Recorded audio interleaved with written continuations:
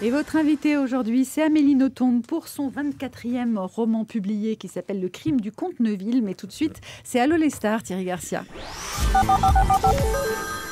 Et un premier appel pour vous, Amélie Nothomb. Oui, bonjour, c'est Nicolas Sarkozy. Hein. Ça va, Mme Lombroso? Oui. Mme Nothomb, vous allez bien? Dites, super ce nouveau livre-là. Hein. À peu de choses près, c'est quasiment mon emploi du temps des 2 ans à venir. C'est-à-dire? Disons que je suis comme le comte Neuville. Hein. Bien que peu désargenté, en 2016, je vais organiser une immense fête dans laquelle je vais être amené à assassiner non pas un invité, mais 3. Juppé, Fillon et le maire. Et vous savez comment on appellera ça? La primaire républicaine. Évidemment, je vous ferai passer des invitations, Madame Nothomb. Hein. Vous qui aimez l'hémoglobine, vous allez être servi, je vous le dis. Hein. Allez, en attendant, je m'en vais relire Hygiène de l'assassin. Ça me fera réviser un petit peu. En vous remerciant. Ni stupeur, ni tremblement. Hein. Allez, appel suivant. Moi, madame, je sais. Quoi je sais. C'est votre rentrée des classes, Laurent Deutsch. Hein. Notre bon élève de Allô les stars débarque. Alors, un commentaire sur le dernier livre d'Amélie Nothomb? Oui, notons. Impératif présent du verbe noter. Surtout utilisé par les personnes du 3e âge souffrant de la maladie d'Alzheimer et qui ont peur d'oublier quelque chose. Notons. Mais non, je vous parle pas de noter, je vous parle du livre de notre invité qui dresse le portrait de l'aristocratie belge. Ok, belge, citoyen de Belgique, divisé en wallon et en flamand, et surtout connu en France pour les histoires que l'on raconte sur eux, comme celle du belge qui veut s'arrêter. Non, ça va, merci.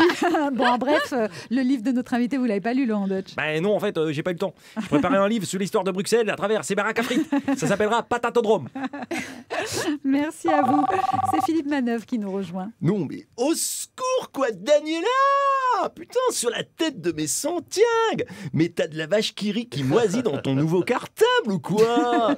T'as devant toi l'auteur la plus rock'n'roll de la littérature contemporaine! Celle qui cultive un look post-punk néo-gothique à faire baver d'envie les plus grands fans de Marilyn Manson ou de The Cure! Alors bordel, pose-lui la question que tout le monde se pose! The question! Et c'est quoi alors cette fois The question? Mais The question, c'est quand est-ce qu'elle va enfin échanger son stylo et son carnet de notes contre un Mediator et une Stratocaster, putain!